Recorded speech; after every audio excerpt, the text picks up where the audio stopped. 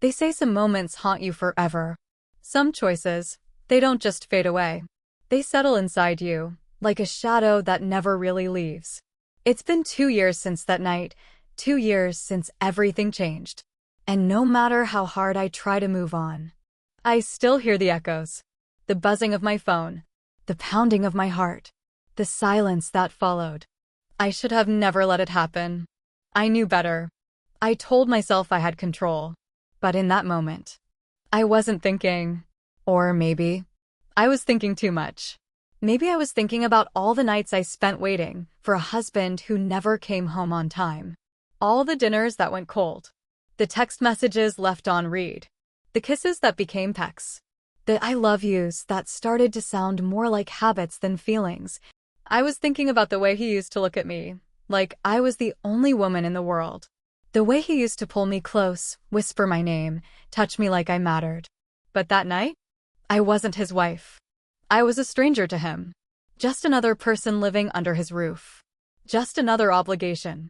And for the first time in a long time, I wanted to feel seen. I wanted to feel wanted. That's when I made the worst mistake of my life. It started small. A harmless message. A laugh that lingered a little too long. A look that meant nothing, until it meant everything. And before I knew it, I was standing in that dimly lit hotel room, staring at my phone, watching his name flash across the screen. My hands were shaking. My breath was uneven. I knew if I answered, everything would change. I knew if I didn't, it already had. I wasn't supposed to be there. I wasn't supposed to feel what I was feeling. But it was too late. And the worst part? I wasn't even sorry. They say regret comes later. That in the moment it feels right. But I knew from the second the door closed behind me that I had crossed a line I could never uncross. I should have walked away. I should have never let it happen. But in that moment, I wasn't thinking. And now? Now I have to live with what I did. And if you think you know what happens next, trust me, you don't. Subscribe to Heartfelt Tales Unfold for more real-life confessions that will leave you speechless. David and I had been married for 8 years. 8 long years. It's strange how time can turn love into routine, passion into obligation, and words into noise. At first, we had it all, the late-night talks, the stolen kisses, the kind of love that made the world disappear. But somewhere along the way, things shifted. He got busier. I got lonelier. And little by little, we became strangers. I told myself it was normal. That marriages go through phases. That love, real love, isn't always fireworks and grand gestures. But what happens when the spark is gone, and all that's left is silence? David was successful, driven, always working, always planning. His mind was full of deals, deadlines, and late-night meetings that never seemed to end. He provided everything, a beautiful home, financial security, a life that looked perfect from the outside. But inside those walls, I felt invisible. I was no longer his wife. I was a duty, a role. Someone to manage the house, schedule appointments, and make sure there was food on the table when he bothered to come home. And when he did, he was there, but not really. He'd eat in silence, scrolling through his phone, nodding absent-mindedly as I spoke. At night, he'd turn off the light, roll onto his side, and fall asleep within minutes. No kiss, no touch, no warmth. I tried to tell myself it wasn't that bad. That maybe I was expecting too much. That love wasn't about constant affection. But then why did I feel so empty? And why did someone else's attention feel like air to a drowning woman? Ethan, David's best friend. The man who had always been around. The one who made me laugh when David barely noticed me. The one who asked how I was doing and actually waited for an answer. He was charming, warm, the kind of man who could make a woman feel like the most important person in the room. And maybe that was the problem. Because one night, I realized I liked the way he looked at me. It started with a dinner. Nothing unusual. Just the three of us. David, as usual, was distracted, checking emails, barely engaging in conversation. I don't even remember what I was saying, but halfway through my sentence, I noticed Ethan watching me. Not just watching. Like he saw me. really saw me. It was subtle, but something shifted in the air between us. A tension. A charge. The kind that shouldn't be there. And for the first time in years, I felt beautiful. Desired. I told myself it was nothing. Just my imagination. But that night, when I climbed into bed beside my husband, I felt an ache I hadn't felt before. Not just loneliness. Longing. And that was the beginning of everything. It started with disappointment. David had promised a weekend away, just the two of us. He said he needed a break too, that we'd reconnect, that he missed me. And I believed him. I packed my bag, planned my outfits, even bought new lingerie.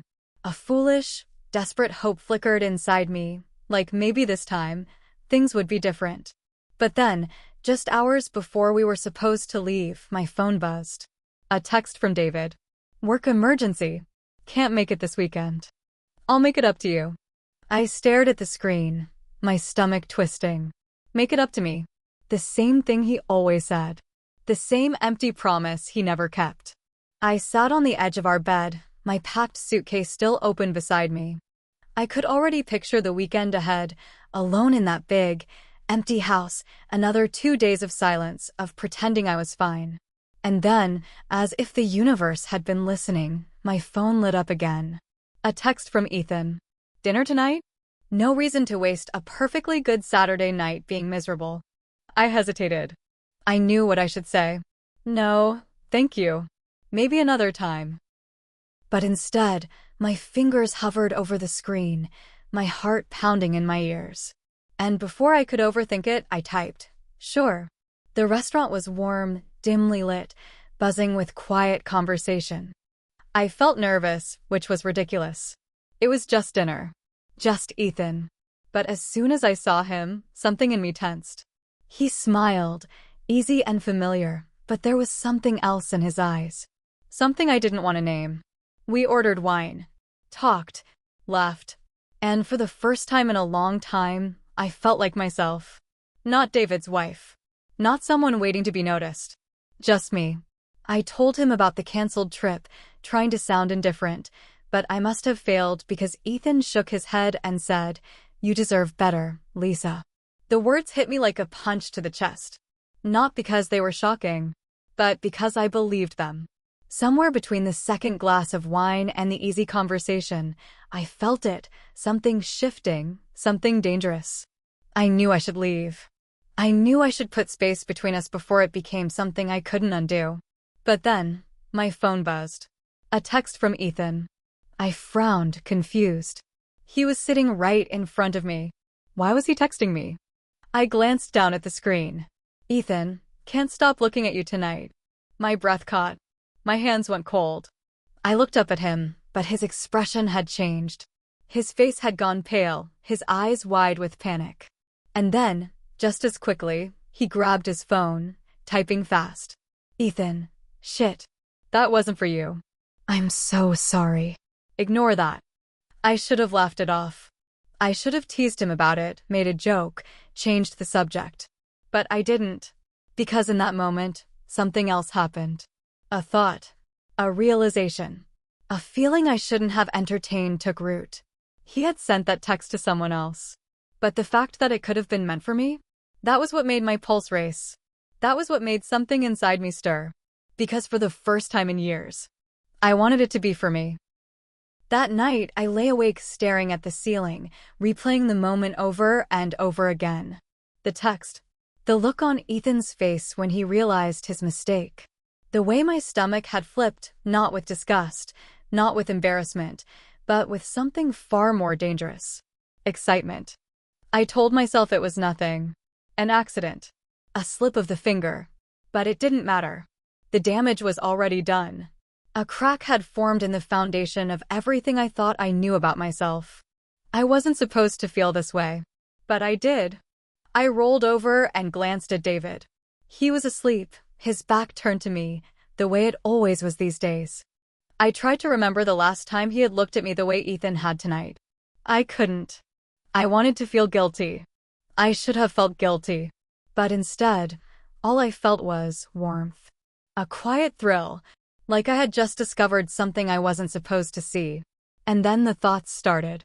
It's not like I've done anything wrong. I hadn't crossed a line. Not really. I hadn't touched Ethan. I hadn't kissed him. I hadn't responded to his text the way I secretly wanted to. I hadn't done anything. But I wanted to. And that was the real problem. I told myself I would forget it. That it was nothing. That Ethan had probably already forgotten about it too. But I was wrong. The next time we saw each other, it was different. Subtle. Almost imperceptible, but different. A hesitation in his greeting. A moment too long of eye contact. The way his fingers brushed against mine when he handed me a glass. And I let it happen. No, worse, I encouraged it. Not with words. Not even with actions.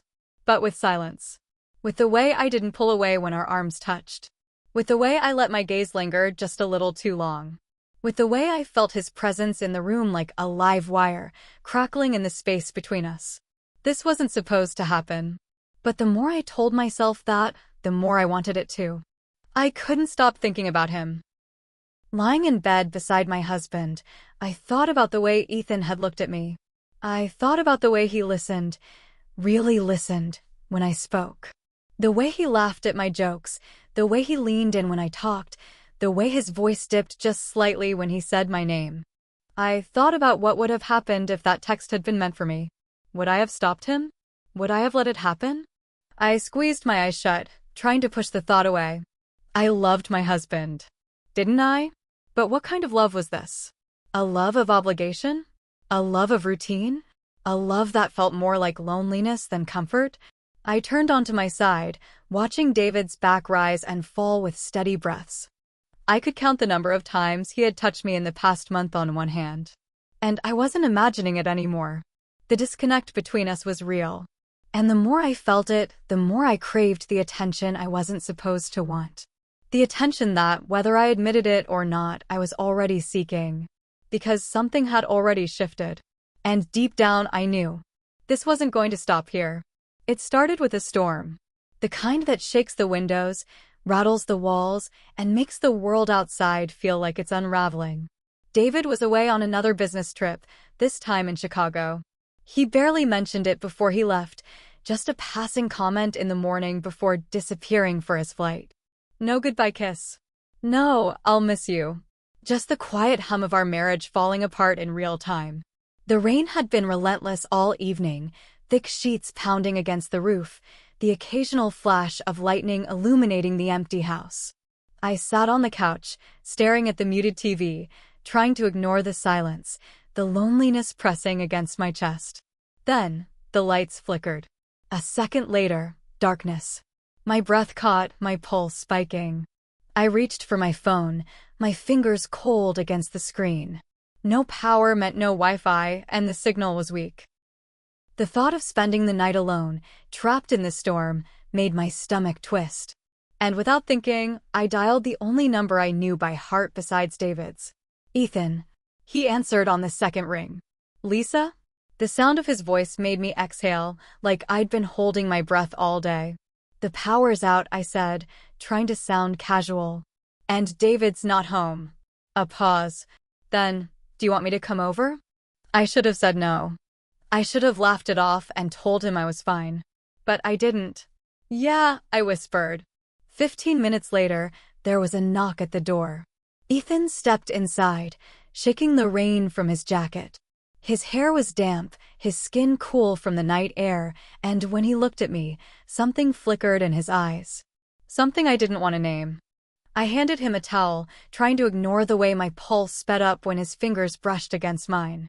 I probably overreacted, I murmured. I just hate storms. You don't have to explain, he said. I'm glad you called. We moved to the couch, a bottle of wine between us.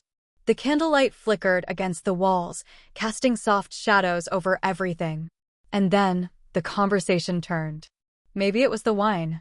Maybe it was the storm. Or maybe it was just inevitable. But suddenly, I was saying things I had never said out loud. I don't even know if David sees me anymore, I admitted, staring at the deep red in my glass. It's like I could disappear, and he wouldn't notice. Ethan was quiet for a long time. When I finally looked up, his jaw was clenched, his fingers gripping the glass tightly. "You deserve more than that, Lisa," he said. Something cracked inside me. The words felt like permission. Like validation for everything I had been feeling but had been too afraid to say. And before I could stop myself, I asked, "Have you ever felt that way? Like, you're just there? Like you don't matter?" He exhaled sharply, shaking his head. "Every damn day." I swallowed hard. "With who?" His eyes met mine, and there was something raw in them, something that made my breath hitch. "Does it matter?" he said softly. It did. But I didn't ask again. Silence settled between us, thick and heavy. The rain pounded against the windows, the wind howling outside like it was trying to drown out whatever was happening between us. And then, he reached for me. It was slow, hesitant, like he was giving me time to pull away. I should have moved, should have laughed it off, should have done something to stop what was happening. But I didn't.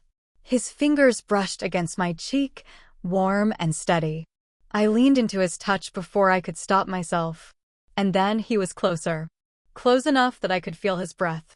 Close enough that if I moved even an inch, our lips would touch.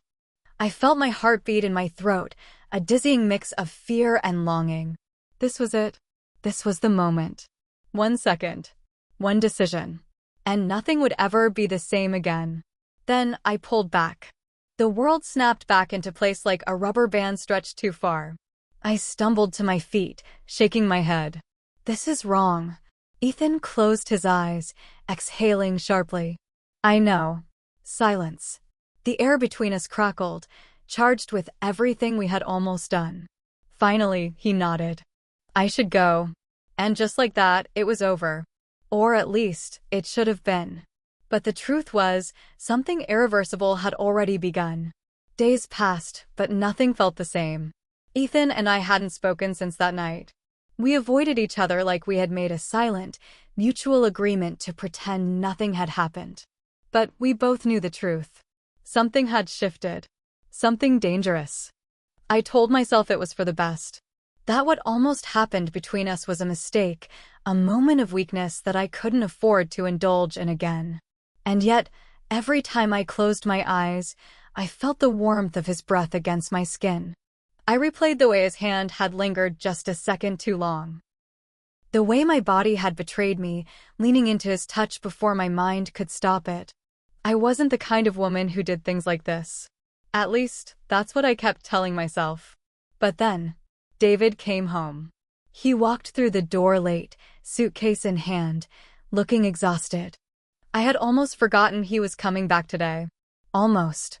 I greeted him with a kiss on the cheek, like we were two coworkers exchanging pleasantries instead of a married couple reunited after a week apart. He didn't seem to notice. Or care. But then, as he set his bag down, I saw it. A small, elegant jewelry box peeking out from the side pocket of his briefcase. I stared at it for a moment too long. Jewelry. He had bought me jewelry. A small thrill ran through me. It had been so long since David had given me something just because. Maybe this was his way of making up for lost time. Maybe I had been wrong all along. Maybe he did still love me. That fragile hope carried me through the night. Until I found the receipt. I wasn't looking for it. I had been tossing his dirty laundry into the hamper when I spotted it on the nightstand. A simple slip of paper, half crumpled, almost as if he had meant to throw it away, but changed his mind at the last second. Something told me not to look. But I did. And that was the moment my world cracked in two. 2 necklaces. 2 different sizes. 2 separate charges. My hands shook as I reread the receipt, my mind racing with possibilities. One was for me. The other wasn't. I felt something heavy lodge itself in my chest, thick and suffocating. I had spent years believing I was the neglected wife, the one left behind, the afterthought. But what if I wasn't the only one? What if David had been slipping away from me, not because he was too busy, not because he had lost interest, but because there was someone else? Someone younger? Prettier? Someone who wasn't just a wife, managing his house and keeping his schedule? The thought sent me reeling. I clutched the receipt so tightly my knuckles turned white. And then, Before I could stop myself, I picked up my phone. I didn't think. I didn't hesitate. I dialed Ethan. I didn't tell him why I called. I didn't have to. He answered on the first ring, his voice laced with something unreadable. Lisa? I need to see you. Silence. Then, a slow exhale. Are you sure? I wasn't. I was furious. Heartbroken. Desperate. But in that moment, none of it mattered. I just needed something. Anything to drown out the ache clawing inside my chest. Yes, I whispered. The moment I saw him, I knew this was different. This wasn't an accident. This wasn't a near miss, a close call, a line we danced on but never crossed. This was a choice. And I was making it with my eyes wide open. Ethan didn't ask questions. He didn't hesitate. He just opened the door, and suddenly, I was in his arms, my fingers tangled in his hair, my body pressed against his. There was no hesitation this time. No guilt. Just need. Raw, desperate need. For the first time in years, I wasn't an afterthought. I wasn't waiting for affection that never came. I was wanted. And for just one night, that was all that mattered. I woke up tangled in unfamiliar sheets, my skin still humming from the night before. And then, like a tidal wave, it hit me. What I had done. What I couldn't undo. The weight of it crushed me, a suffocating, inescapable reality. Because no matter what David had done, I had done worse. And now I had to live with it. Sunlight streamed through the blinds, cutting through the darkness, pulling me back into reality. For a moment, I didn't move. I lay there, wrapped in sheets that weren't mine, in a bed that wasn't mine, in arms that weren't my husband's. And then, like ice water thrown over my body, it hit me. What I had done. I shifted, slowly pulling away from Ethan's warmth. My heart pounded in my chest, the weight of my actions suffocating. This wasn't a fantasy anymore. This wasn't a game of stolen glances and almost crossed lines. I had done it. I had stepped over the edge, and now there was no going back. Beside me, Ethan stirred. His eyes fluttered open, hazy with sleep. And then, as if he could feel the shift in the air, his expression changed. I saw the exact moment reality hit him too. Neither of us spoke. We didn't need to. Because we both knew. This was the biggest mistake of our lives. I sat up, gripping the sheets tightly around me. My throat felt tight, my stomach twisted in knots. This never happened, I whispered. Ethan didn't argue. He just ran a hand down his face and nodded. This never happened, he repeated. But we both knew that was a lie, because it had happened. And now we had to live with it. Walking into my house felt different. Like I had dragged something dark and heavy inside with me, something I couldn't shake off. David wasn't home yet. That gave me time. Time to shower. Time to bury my guilt beneath layers of normalcy. Time to look at myself in the mirror and pretend I wasn't someone else now. Because I was. The woman staring back at me wasn't the same woman who had stood here yesterday. She had cracks now. Cracks that could never be undone. I busied myself with little things, straightening the pillows on the couch, wiping down the kitchen counters, even though they weren't dirty. I just needed something, anything, to make me feel normal again. But no matter what I did, I couldn't get rid of the feeling that I had ruined everything. Then, hours later, the front door opened. David was home. I froze, my hands gripping the edge of the sink, bracing myself for whatever was about to happen. He walked in, dropped his suitcase by the door, loosened his tie. And then, he kissed me. It was so simple. So casual. A kiss on the cheek, the way he always did after a long trip. Like nothing was wrong. Like everything was normal. I forced a smile, my heart pounding.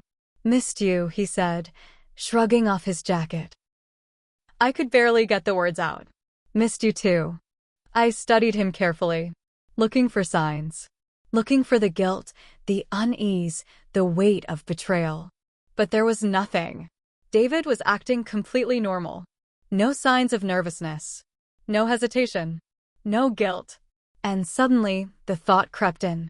What if I was wrong? I swallowed, my mouth dry. I, saw the receipt. David frowned, distractedly checking his phone. What receipt? The one for the necklaces, I said, forcing my voice to stay even. 2 of them. Different sizes. For a split second, my heart stopped. Then he laughed. Not a nervous laugh. Not the laugh of a man caught in a lie. A real, genuine, harmless laugh. Oh, that. He shook his head. One was for you, and the other was for my sister's birthday. I told you she wanted something simple this year, remember? His words hit me like a punch to the gut. My breath caught. I stared at him, my mind struggling to process what he was saying. The second necklace wasn't for another woman. It was for his sister. David never cheated. But I did. I felt the blood drain from my face. My stomach twisted so violently I thought I might be sick. He kept talking, completely unaware that my entire world had just shattered beneath me. And I stood there, nodding, smiling, pretending. Because what else could I do? I had spent years feeling like the victim. Like the woman left behind. Like the one being betrayed. But I wasn't the victim. I was the villain. And now I had to live with it. That night I lay in bed next to David, staring at the ceiling, feeling like I couldn't breathe. The room was dark, quiet, filled with nothing but the soft rhythm of his breathing. He had fallen asleep quickly, unaware that just hours ago, I had been in another man's arms. Unaware that I had just betrayed him in the worst way possible. I turned my head slightly, watching him sleep, my chest tightening with something I couldn't name. For years, I had convinced myself that I was the one who had been wronged. That I was the forgotten wife. The unloved, unseen woman who had every reason to seek comfort somewhere else. But I was wrong. I had destroyed my marriage over a misunderstanding. A stupid, careless assumption. David never cheated. He was never unfaithful. He had been working. Busy. Distracted, yes, but not unfaithful. And now, I had done the one thing I never thought I was capable of. I had crossed the line. I had given myself to someone else. I gripped the edge of the blanket, my nails digging into the fabric as the weight of my choices crashed over me. What had I done? I wanted to take it back. I wanted to rewind time, erase every moment that led up to that night, undo every touch, every kiss, every whispered word exchanged in the dark. But I couldn't. And now I had to live with it. The next morning, I went through the motions. I made coffee. I kissed David on the cheek as he left for work. I smiled when I was supposed to, nodded when I needed to, played the part of the faithful wife, all while feeling like I was suffocating inside my own skin. Every time David looked at me, I felt like he could see through me, like the truth was written all over my face. But he didn't suspect a thing. That was the worst part. He trusted me. He kissed me goodbye, told me he'd be home late, and walked out the door without a second thought. And I stood there, watching him leave, knowing I had ruined everything. I wanted to confess. The words burned at the back of my throat, clawing to get out. David, I need to tell you something. I made a mistake. I slept with someone else. But every time I even considered it, I felt paralyzed. Because what would happen if I told him? Would he leave? Would he hate me? Would he look at me with disgust, the way I already looked at myself? Or worse, would it break him? I had spent so long thinking David didn't care. But what if I was wrong about that too?